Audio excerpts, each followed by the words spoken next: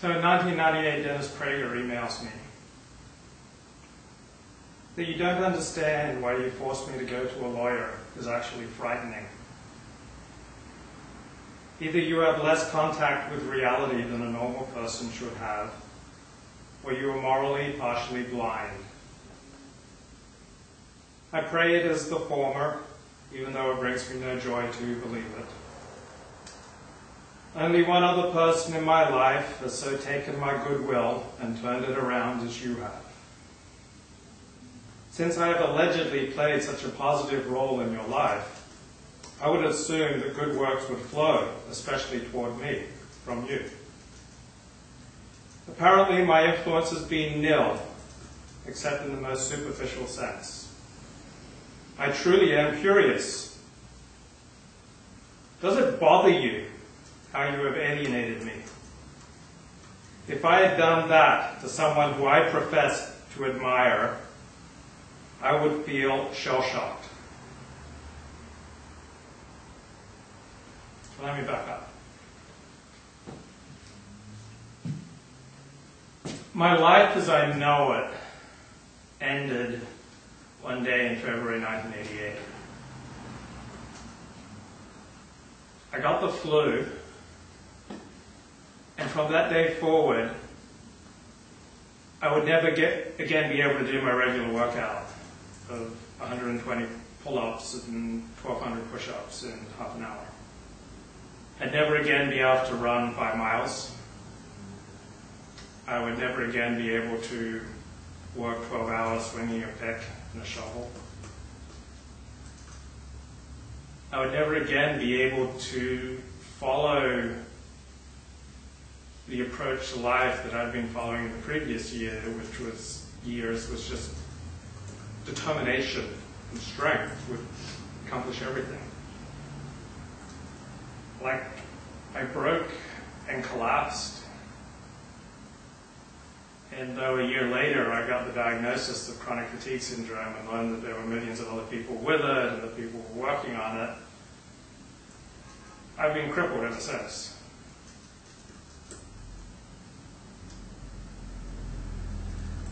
So despite 6 months of this illness largely confining me to bed, in August of 1988, I drove away to UCLA. I had been accepted into UCLA. I was 22 years old. Felt like I'd finally got my life together. I was on track. I wanted to become an academic, an economist. I was majoring in economics. I was a straight-A student at my community college. Finally, I was serious. And I thought maybe a change in geography will turn my health around. Maybe this Dr. Norman Beals that my mother recommended, this endocrinologist, maybe he will turn my life around. Maybe some doctors that I'll find at UCLA will turn my life around. So I'm looking to turn my life around.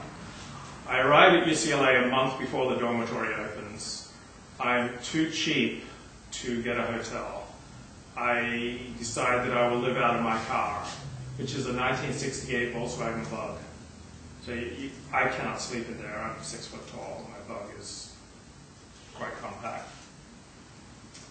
So I find just off Bellagio Drive, which is just off Sunset. So if you're traveling from the 405 west on Sunset, you start seeing signs for UCLA. You take a right on Bellagio to hit Dined. Before you hit Dined, you look to the left, there's a girls' softball field, and there are these bushes. And I found some cardboard boxes, which I put down in the bushes on the dirt. And I had some blankets in my car, and that's where I slept the next month. Kind of shaking and frightened, sick, confused, aching, headaches, and listening to a lot of talk radio. And one Sunday evening, I'm just tuning through the dial and tuning to KABC AM 790. And I hear this deep, powerful, resonant voice talking about God and good and evil and religion and ultimate issues. And I'm immediately intrigued because I'm a preacher's kid. My father has 2 PhDs. both related to Christianity, one in the rhetoric of the Apostle Paul, the other in New Testament eschatology, the New Testament view of the time of the end.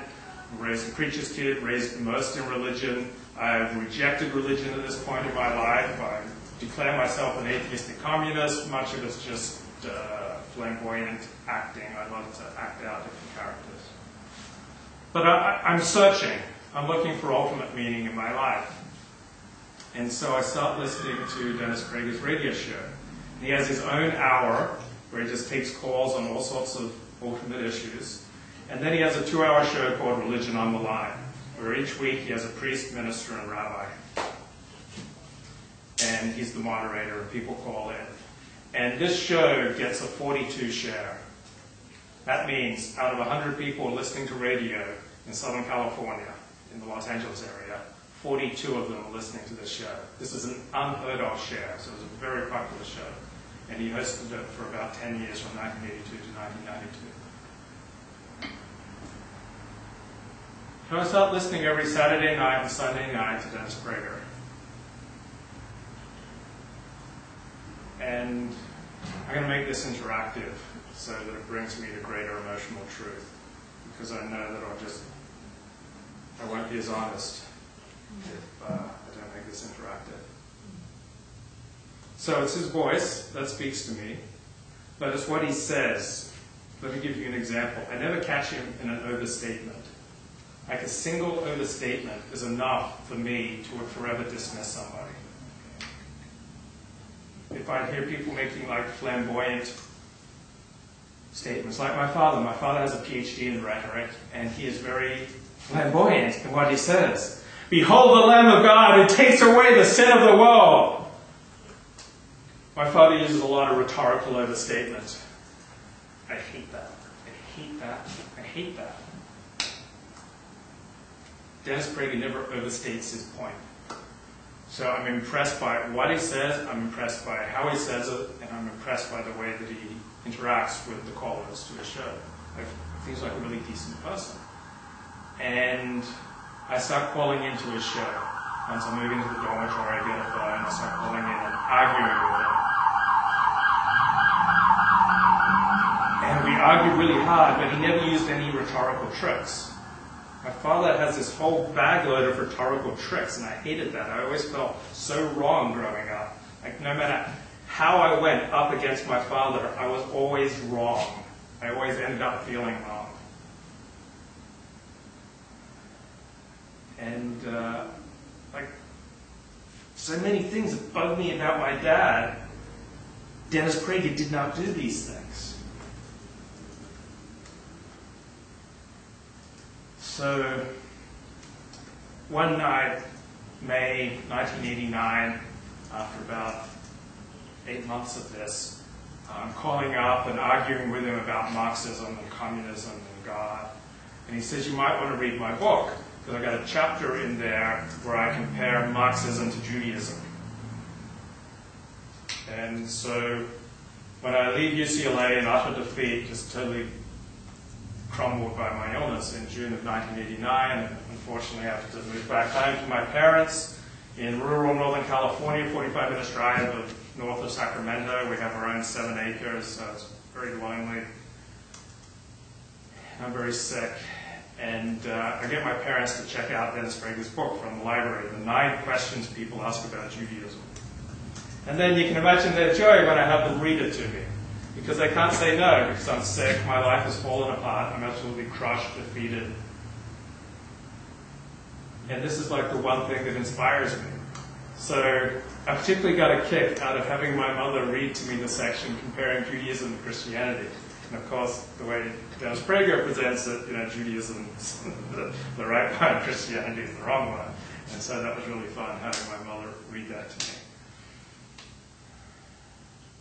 My mother was asked in the summer of 1989, where is Luke spiritually? And she says, well, he's kind of partway between communism and Judaism.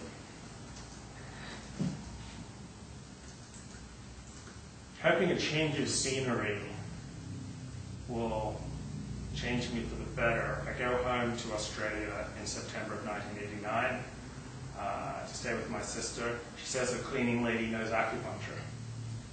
So I go home, the cleaning lady gives me acupuncture. It doesn't do me much good. I'm so searching. My sister's secular. I associate with my brother who's secular. I connect with some Seventh-day Adventist friends, but I'm still searching. And I see Dennis Prager as this kind of beacon of light, beacon of fatherhood. Like all my life I've been seeking father figures. Not exactly sure why, because my father's very conscientious. Like he always took his responsibilities as a father seriously. He taught me right from wrong. He instructed me in the Christian religion. He would often try to correct my character defects. He told me about my horrible posture because other people won't care enough to tell me about my horrible posture, especially if I have to stand up straight. So he was very conscientious, but for some reason I was always seeking outside of my father to substitute father figures. And in retrospect, now, as I'm like immersed in the world of therapy in 12-step, my understanding now is that I was deeper and beyond just seeking father figures. I've always been seeking rescue. I've always had this fantasy that someone will come along and rescue me. That someone will make it all right. It's like my experience in my childhood was pretty miserable. And the way that I escaped from that misery was by going into fantasy. So when I was a kid, that meant telling stories to myself about myself as a great man, leading battles, exploring unknown territory, being a great political leader, becoming a Christian missionary.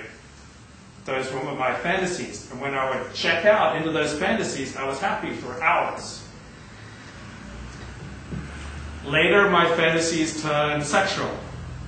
And when I started regularly looking at pornography at age 16, I would look at the porn, and I imagined that there was this sexual cornucopia out there, and that would get me out of my misery. When I learned to kiss, which was January 1, 1983, partway through my junior year in high school, this girl taught me how to kiss. That made my problems go away. So just getting lost in kissing. Getting lost in love. My first love was the summer of 1982. That seemed to make all my problems disappear. So I understand now I'm always seeking rescue. You'd call that a love addict if you want to use the addiction terminology. So that's how I now understand my veneration for Dennis Prager. I think I was this is the one who will show me how to escape my misery. Now, I wasn't so removed from reality that I imagined he would adopt me. I was 22. I didn't imagine that Dennis Prager would personally show me the way. But I thought by following what he said and embracing Judaism, that would rescue me. That I'd encounter good people that showed me how to lead a good life, and I'd establish bonds and friendship, and I'd have this transcendent moral code that comes from God. So, God really knows how we operate, and if God gave us a code, a system, a program, then if I do that system or program, that will make me well. And Dennis Prager, better than anyone that I encountered, explained that program and system. If anyone else had shown Judaism to me, I would not have been interested. But Dennis Prager said that Judaism was this step-by-step, detailed system for making a better world. That appealed to my fantasies of making a better world. That appealed to my fantasies that I could have a grand role in human history. That appealed to my desire to profoundly affect society. And he also said that not only does this program make for a better world, it does so by making for better people. And I thought that by working this program, I would become a better person. And I thought, I am going to become holier than Dennis Prager. Because one of the things that attracted to me to Dennis Prager is how open he was about sexual matters and how comparatively liberal he was compared to all the other religious people I knew. He didn't think pornography was so horrible. He didn't think it was good. Don't misunderstand me. But he didn't think it was like horrible, which is what more religious people have told me. And I love the porn. I freaking love the porn. And Dennis Prager says, okay, it's not so great, but it's not immoral, it's only unholy. You know, I totally dug that. Dennis Prager didn't pretend to abstain from premarital sex. You know, he had quite a bit from the way he talks about it. So I said, yeah, I want some premarital sex. And, you know, if I can have God and premarital sex and a little porn, I mean, that's sweet. Like, I can have transcendent moral purpose, and I can have a girlfriend who I can fluke. And when I'm not engaged in those activities, I can have my porn. But I am an extremist. Whenever I adopt anything, I take it to the end of the world. So when I took up running at age 11, I started running marathons. I finished 5 marathons, 26 miles, 385 yards. That's not typical behavior for 11-year-olds. So when I embraced Judaism, it's like, okay, I am going to become holier than Dennis Prager. And I'll show you how holy I became. I went 15 months without masturbating. 15 months. Like, unbelievable. Like my girlfriend from college, the one who took my virginity, she came up to visit me, and like we were in bed together and we would hug, but I would not have sex with her. I would not have sex with her. That's how committed I was to holiness. And she was dying for it. And like we would make out. She would lie on top of me and we'd make out really freaking hard, and I'm just like grinding into her and she's grinding on me, but I would not have sex with her because I'm going to be holier than Dennis Prager. I took my Penthouse magazines. Penthouse is my favorite adult magazine because I just love the glossy, filmy photography, and it's also explicit. You also get to see right in there. And I love that. I freaking love the pink.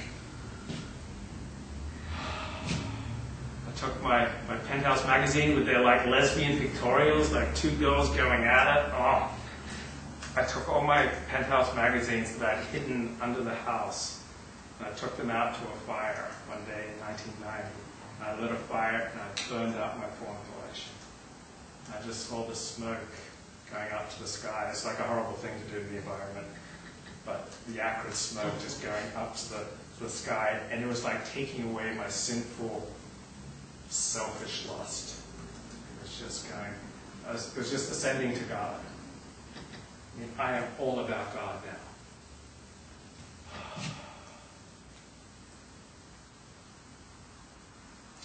One day I'm listening to a lecture, Why the Jews, the Reason for Anti-Semitism, by Dennis Prager.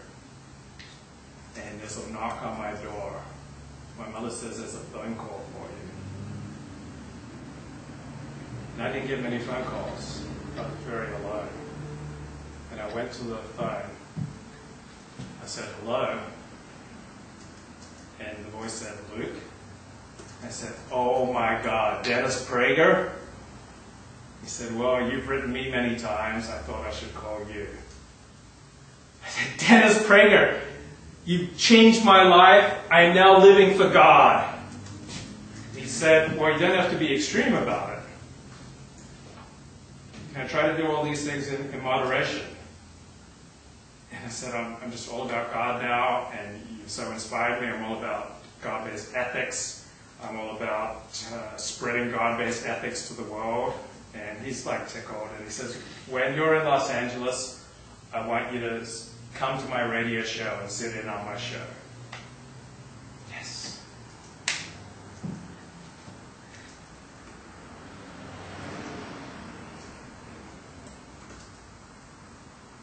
I spend almost all my spare money on Dennis Prager products. I don't spend it on Chinese herbs. I don't spend it on doctors. None of them seem to do any good. I spend it on acupuncture. I spend all my spare money on Dennis Prager products and sending them to my friends, most of whom had zero interest. So I'm just wasting thousands of dollars, like sending subscriptions to Dennis Prager's quarterly journal, Ultimate Issues, to my friends from UCLA who have zero interest.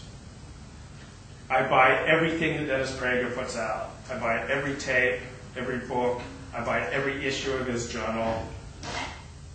I spent hundreds and hundreds of dollars buying tape recordings of his radio show. Because I'm in Sacramento area, I can't get KABC anymore. I get a box like this. Of his tapes of his radio show. And I listen to every one. Like I get highlights back to like 1985. 1983 I get a girlfriend, Diana. And the first weekend she came up to visit me, I didn't have sex with her. Like I was going to be holy. But it was really hard for me because she has E-cup breasts. And I just am a cleavage man. I just love breasts. As much as I want fathering, I want mothering even more. Second time she came up,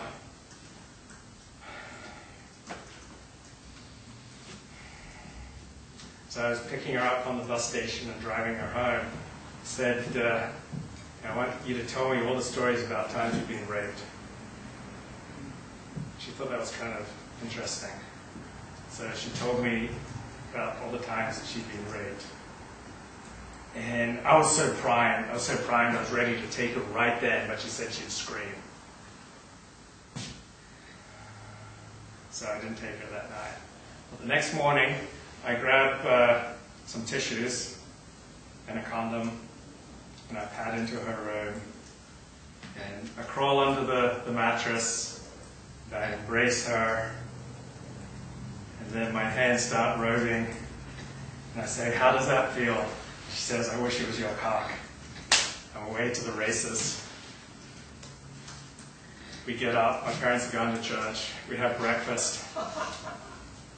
Like, this is the first person I've had sex with in 4 years, only my second woman ever. She's got E-cup breasts. My first girlfriend only had A-cup. And so I'm kind of preparing breakfast for her. She looks away from me and she says, "Luke, what color are my eyes?" I didn't know. I said, "Green." She said, "No, they're brown." At the same time I'm with Diana, I'm talking every day on the phone with, someone close the back door and lock it, or Terry will be nervous.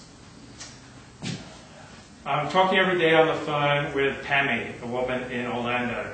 Just the top, just turn the top. Yeah, top. Yeah.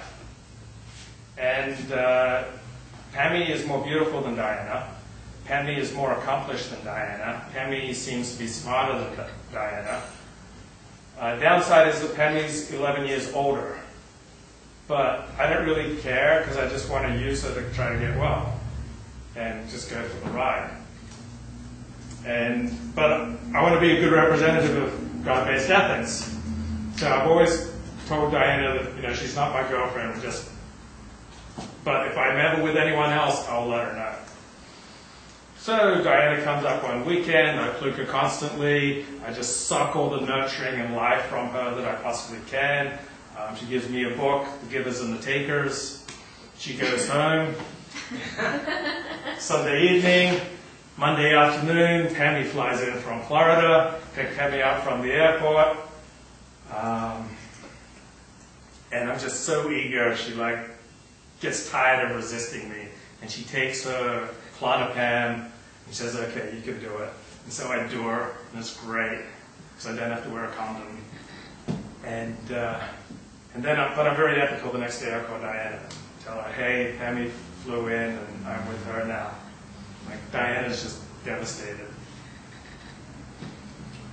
Diana calls me the next day. She says, "I called Dennis Prager's office, and I told him what you did to me." And so they know all about it. And she said, "Actually, and I got a call back from Dennis Prager." And so I got to tell him personally, what you've done to me. And he was calling me because I'd written him a letter complaining how you never took me out. All we did was stay at your parents' home. And he called me and gave me a list of movies that we should go see. But I got to tell him who you really are. A couple of days later, I get careless and I take a shower with Pammy. And my dad's in the next room and he finds out what happened. And he's just devastated. They had no idea that I was fluking Diana. including Pammy. And my parents are just ripped because they're conservative traditional Christians, and for conservative Christians the very worst things are sexual sins. So my dad says I'm using his home for immorality. My parents write me out of the will. They had designed the will so that I'd be taken care of because I was so sick, but they write me out of the will. They changed the will. I flee to Orlando, move in with Pammy, but not before my mother says, someone should tell Dennis Prager that you will betray him too. So Pammy gets me to her psychiatrist who gets me on the medication Nardil, which starts turning my life around. Then she goes off and has sex with her previous lover to get me out of the house. So I'm very jealous and insecure. So I flee, I show up to shul, I'm crying, meet these eccentric, highly eccentric people there who say, hey, you can stay with us. So I move in with them. I go back to my old modus operandi of placing and entering singles ad. I get a new girlfriend. She's only 9 years older. And one weekend, Super Bowl weekend, 1994, we go to Tampa Bay for Dennis Prager as the scholar in residence at the conservative synagogue in Tampa Bay. And Friday night, when I walk into shul, there's Dennis. I've never met him in person. And I go up and say, hi Dennis, I'm Luke Ford. He says, I'm sorry, what was that? I say, Dennis, I'm Luke Ford. He goes, oh, Luke! And gives me a big hug. And it's like, my hero, and he speaks, and it's amazing. And then we get to ask questions. And so I step up to the mic and I say, Dennis, how come the Jewish scholars that I hear, talk to, read, have the least respect for the things you say? And so he said, did everyone hear the question? Most people say no, and he says, good. But so he then explained why he had this particular unique take on Judaism that was more true than what scholars of Judaism say. And then somehow I just started talking at the mic about how I've been working on a book about my conversion to Judaism, and that I was seeking an editor, and it's just highly inappropriate for shul on Friday nights. The next day, Dennis Prager, Shabbos morning, preaches again, and then I go up afterwards, and there's like a whole group of us just surrounding Dennis Prager, and sometimes people ask questions, and I'll kind of answer the questions for Dennis Prager, because I know what he will say. So I've listened to hundreds and hundreds and hundreds of hours of his lectures and radio shows. And when Dennis walks out, he walks out with me.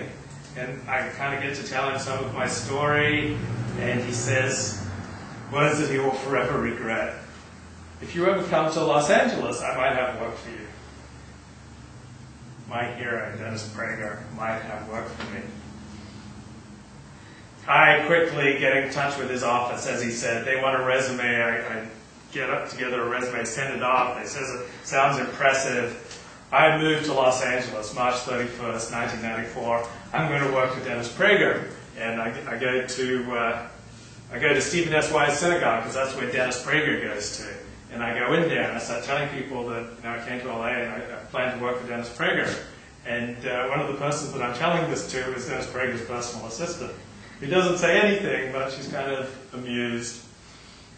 I go in for like a 2-hour interview with Dennis Prager's executive director, Mark Wilcox, and we hit it off pretty well.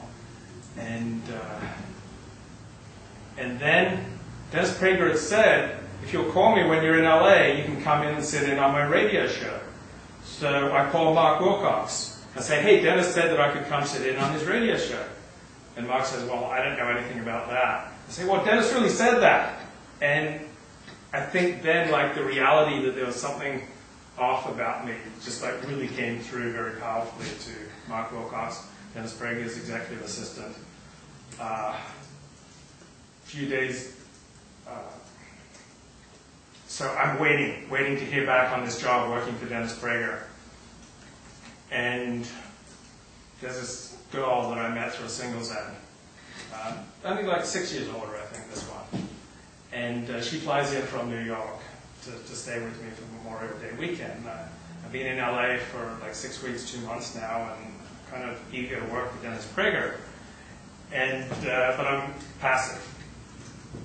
So she gets on the phone and calls his office, unbeknownst to me. Say, hey, there's this guy who's expecting to work for you. The next day I get a letter, very sorry, we're unable to extend employment at this time. So that's kind of embarrassing, because I knew that I'd blown it. Like, I knew that like my nasty edge had come out. And that really bothered me, because I really wanted this Dennis Prager relationship to not be like all the other relationships I've had, which get so messy, and I say inappropriate things, and I get on people's nerves, and they start distancing, or they start setting limits on me, and I take that really badly. I wanted my Dennis Prager lecture to be free of all this baggage. And I was always determined that I would be cool. I would never like try to insinuate myself into Dennis Prager's life. So then I found myself doing things like that. Like I remember in 1996, I sent him a letter saying, hey, would you write the introduction to my book on my conversion to Judaism? You know, the poor guy is like overwhelmed with stuff, and he wrote back, you know, I'm very sorry, I just don't have the time. And I knew that I was overreaching. There were times when I borrowed money from Dennis Prager. It was just so cool. Like at CBS Wise, we had a potluck lunch afterwards, and Dennis Prager encouraged us to bring things to the potluck lunch. And he said, you know, if you're so broke you can't bring anything, come see me and I'll lend you money. So I borrowed like 30 or 40 bucks from Dennis Prager, which I did pay back. But it's kind of creepy. Well,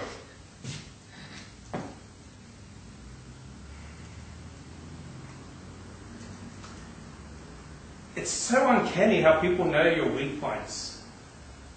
Like whenever I did anything that deviated from proper behavior, people would keep saying, I'm going to tell Dennis Prager.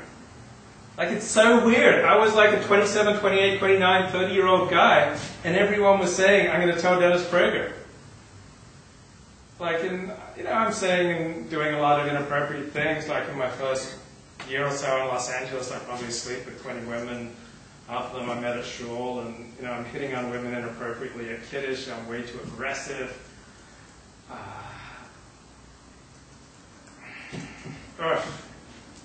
And at the same time, I'm working on my book on the history of pornography.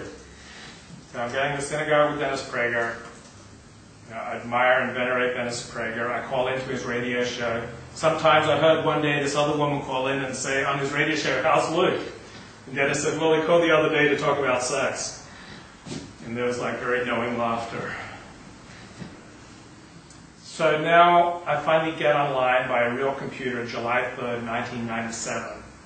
And I immediately start putting up a website with my notes from my book, A History of X, 100 Years of Sex in Film.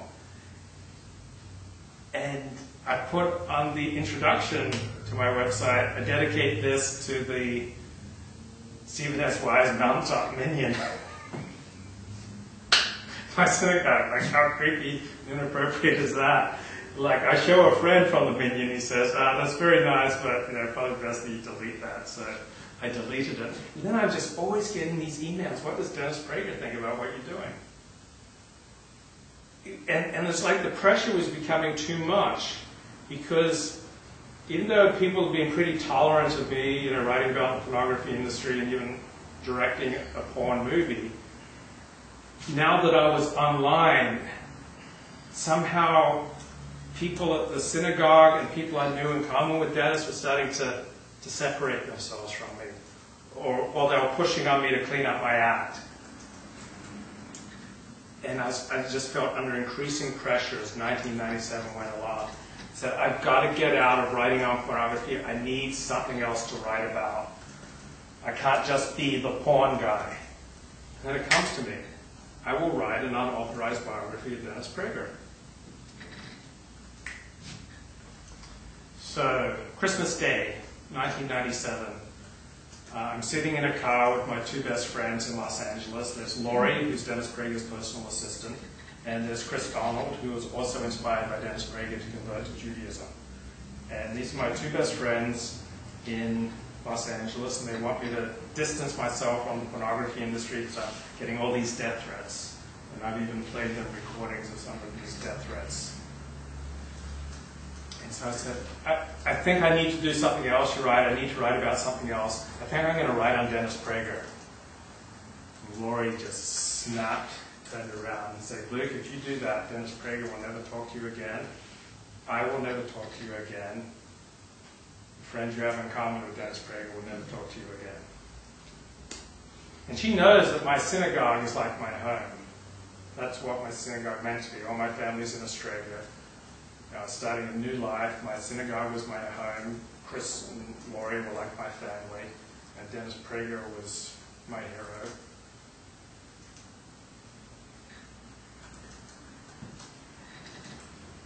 And there's something about all of this that made me snap. And I said, I am going to write about Dennis Prager.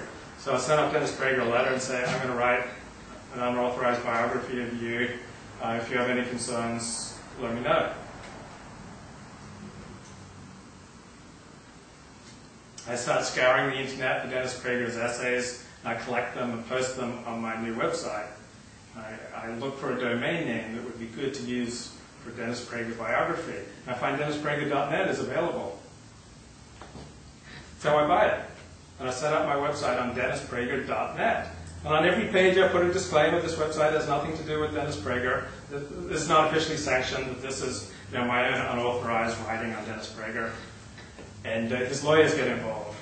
And they send me 2 threatening letters. So I remove his essays, except for like 1 paragraph. All my friends shun me. I feel like my world has collapsed. There's this Dennis Prager email list that I'm on that is just constant fighting about what I've done. And nobody approves. Everybody thinks it's horrible and creepy.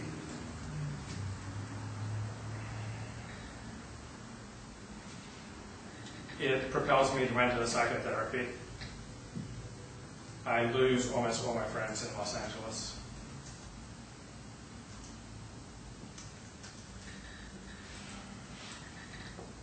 And some days I come into therapy and...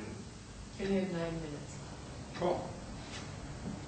Some days I come into therapy and I'm just so upset, so angry, and this is just what I keep talking about week after week. And one day my therapist says to me, "You're upset with Dennis Prager?"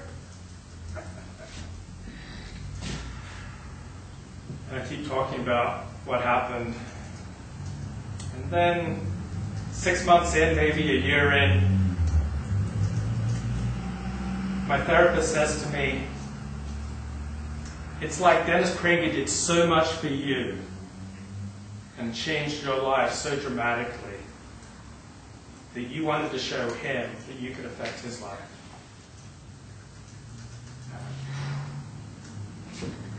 Oof. I think there's something to that.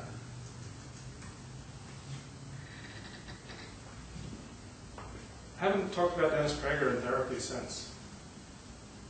Like, all my need to talk about Dennis Prager in psychotherapy, all my need to talk about Dennis Prager as a figure in my life, just disappeared after that. So, I've now had 8 years of therapy. I understand myself much better.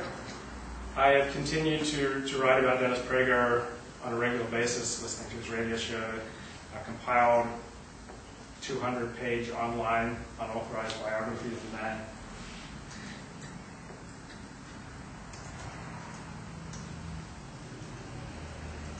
The other day I was watching this movie starring Richard Dreyfuss. Damn, I'm blanking on the name. If it comes to anyone, it's a 1970s movie set in... Apprenticeship of Duddy Kravitz. Apprenticeship of Duddy Kravitz. And Duddy Kravitz is this guy on the make. And he's always cutting corners and screwing people over. He's on the make. And he finally makes it by screwing someone over. And the wife of the person he screwed over went to his uncle and told on him. And so Judy goes to the wife and said, "Why did you have to tell him for? He was the one person that I've been protecting. Like, he's the one person I've never done anything bad to. Why did you have to tell him for?" I'm like, whoa, did I recognize myself right there? Because after I started writing on Dennis Prager, nobody ever came to me and said, "I'm going to tell Dennis Prager on you." Like, how did the world know that that would no longer affect me? You know, I got out from under the thumb of people threatening to tell Dennis Prager on me by writing my unauthorized biography of Dennis Prager. And suddenly, it's uncanny. It's that people know what your weaknesses are. And then they know that this isn't a weakness anymore. How come up until the end of 1997, it seemed like everyone who knew my misdeeds would say, "What would Dennis Prager think about that?" And then from 1998 on, nobody says that to me. So I'm out from under the thumb of people threatening to tell Dennis Prager. I'm out from like that pressure I felt as when I went to that synagogue and I had so many friends in common, and as I was becoming more prominent online, they were pushing me out from writing on the porn industry and pushing me away from doing anything that could cause Dennis Prager shame. I remember emailing Dennis Prager in 1997 and saying, you know, all these people are asking me, "What do you think about my writing on the pornography industry?" And I write them back that you have a mixture of emotions from amusement to disgust. Is that okay? And he wrote back, "Yeah, that's okay." I remember threatening in 1997 to dedicate my first book to him, A History of X, 100 Years of Sex in Film. And he said, no, wait till you write on this great 18th century Hasidic rabbi, who was the founder of the Hasidic movement. Who was the founder of the Hasidic movement? Baal Shem Tov. He said, "Wait till you write a book on the Baal Shem Tov. You know, then dedicate that to me."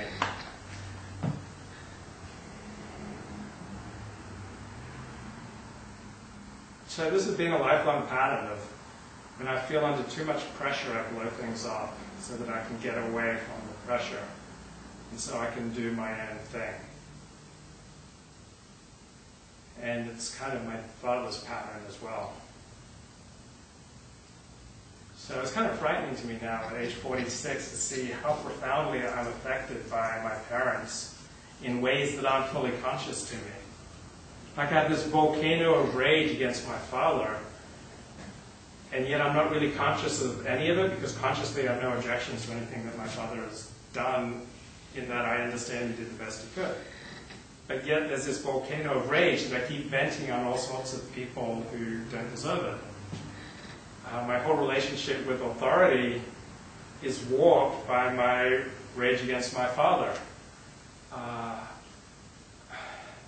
The highly insecure attachment that I had with my mother, meaning my stepmother, because she's been my mother since I was 4. And I never knew whether I'd get a slap or a hug when I interacted with her growing up. And so it's left me... I have that same sort of attachment style. It's I don't know, it's broken. There's something broken there. It's like I'm permanently nervous. I was drifting off to sleep in my room the other night, and I heard my roommate opening his door, and I was just filled with dread that it was a parent coming to punish me. Like when I let down my defenses and like in that kind of vulnerable space where you're starting to drift off, suddenly I was just seized with fear that my parents were coming in and they were going to catch me doing something wrong and that they were going to punish me. My boss's wife describes me as pure defiance. Like, so, I mean, my relationship with my boss, I call him Desmond all the time, my father's name. I also call him the Fuhrer, or my commandant. So there's all this stuff, even after 8 years of therapy, that I can't really put my hands on, and it's blowing up. all my precious relationships and communities. Thank you. Okay, what would be helpful? What would feel good? What you would like to know more about and what took you in. Okay. And you were obviously in topic. Okay. I was going to do my regular play, but I got a $336 bill from my car mechanic tonight. It was totally unexpected and made me sick. I just couldn't get up there and sing and dance. So I wanted to do something more sober. So this isn't your... This is not what I'm going to do. Okay, because that's what I was going to ask you, because this wasn't what we've been hearing about. So Yeah, I didn't really want to recycle anything anyway. I didn't want to do it twice anyway, so I thought I'd break new ground. I want to know the exact context of the email that you wrote, that Dennis Prager wrote you in the beginning. Because you obviously had a relationship with him for many years. And was that the last email? What's your relationship with him like now? Do you ever see him, talk to him? All those people that said they would shun you, have you spoken to them? There's something else. Oh, just as you told your story, I wanted to know more about, is he in LA? Is he in Northern California? Is he in Australia? I need a little bit more geographical context. Okay. I thought it was really compelling. I think it's a fascinating story. And I love how you started with that Dennis Prager shunning you. And that you can so brashly say that in the beginning, someone really slandering you. That was fascinating.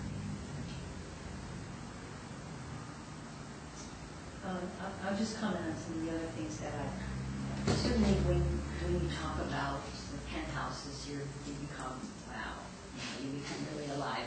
That's definitely your passion.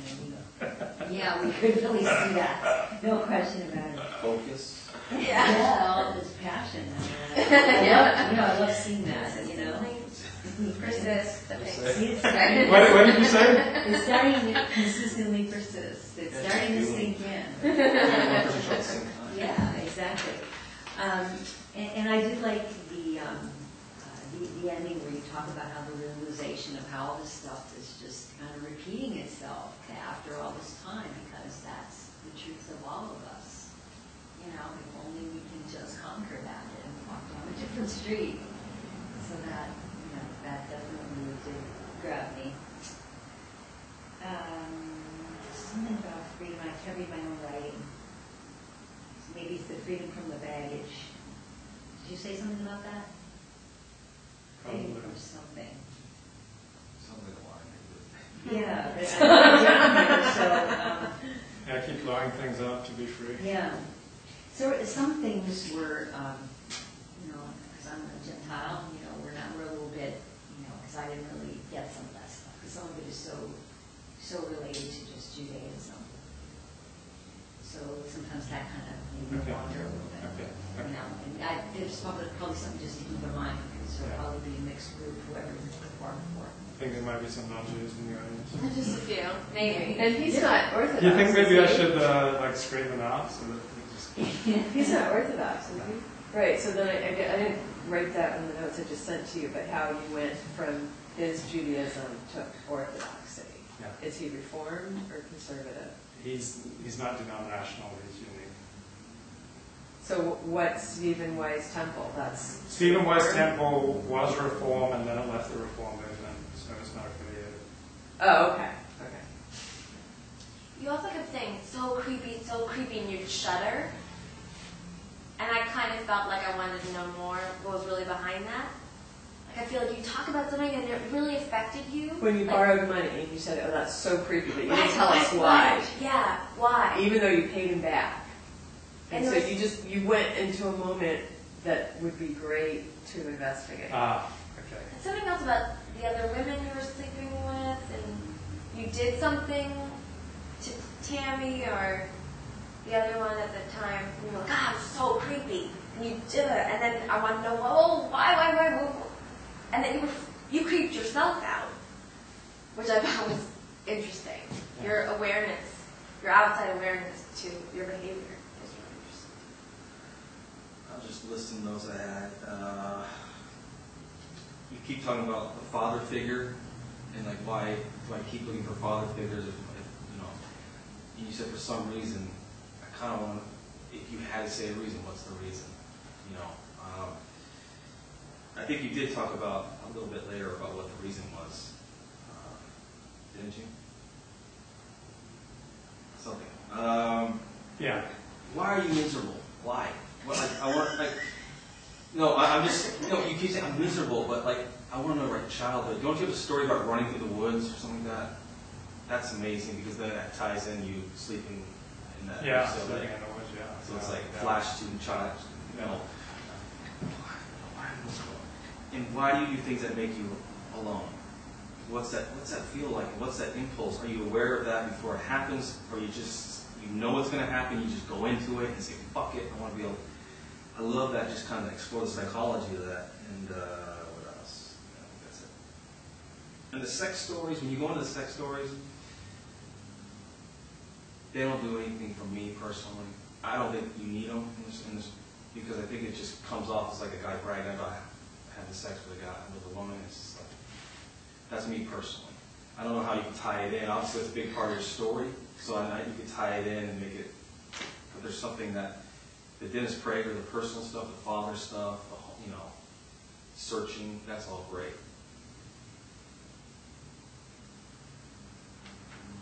Other comments? Yeah, I was wondering why you kept that. You knew that they were all gonna leave you if you wrote the book, and you kept that. You did it anyway. And then you said they left me, but you knew. I wanted to hear a little bit more about that. What still compelled you to do it? Or maybe you don't know. Yeah, I mean, your motivation at the time versus now, Right. you having more of an understanding, and also did you ever consider at any point doing an authorized, asking permission, why or why not, and why were you so motivated?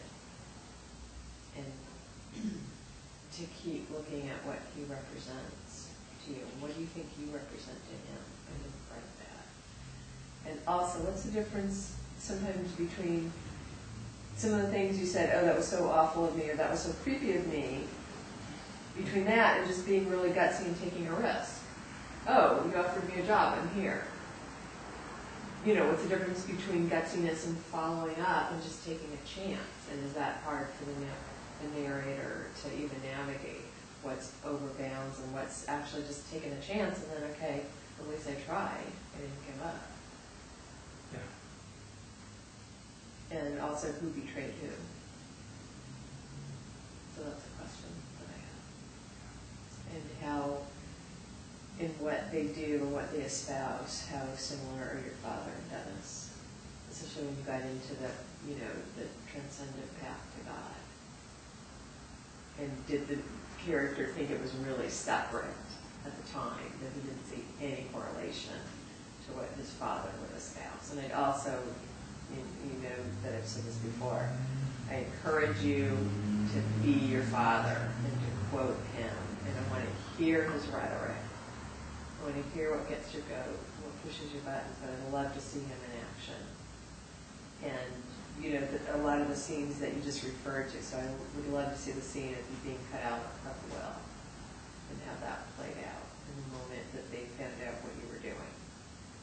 You know, when we go to the scene of the crime and just watch the characters react and respond. And I also wanted to know if Dennis stopped you when you were pontificating at the mic, or if he just let you go on for as long as you wanted, and how everybody else was reacting. And also that moment of meeting the superstar. Just the giddiness of that. Somebody that, you know, because when you meet an idol, you know, and just what it physically felt like and what he looked like to you, and hanging on his every word. And you feel like you were making connection with each other. Was there some like-mindedness? He told me that afternoon, I'll just take 30 seconds. He told me that afternoon I met him in Orlando in January 1994. He says, I feel easier about dying knowing that there are people like you to carry on the work. And then, was that a burden or was that a gift? Yeah. And did you feel like that was your job and kind of what your father probably hoped you would have done but didn't for him? Yeah. So there's a lot of apocryphal stuff. And what do you think Dennis and your father would say if they met each other? Yeah. Great. Okay, so I'm glad that you just let yourself try out new material, see where it took you, and just, again, just taking a leap.